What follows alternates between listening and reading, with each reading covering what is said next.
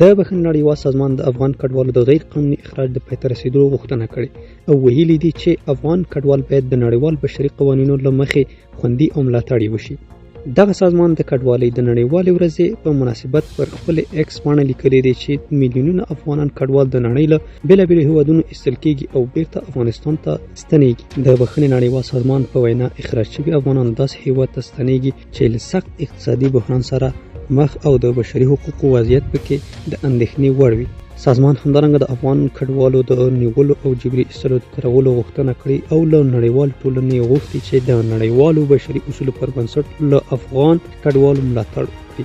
د ملګرو ملتونو د شمېر له مخې په تېر یو کال کې نږدې 3 میلیونه افغان کډوال له ګاونډیو هیوادونو څخه په جبري او یا هم په داوطلبه توګه افغانستان ته بیرته ستانه شوي.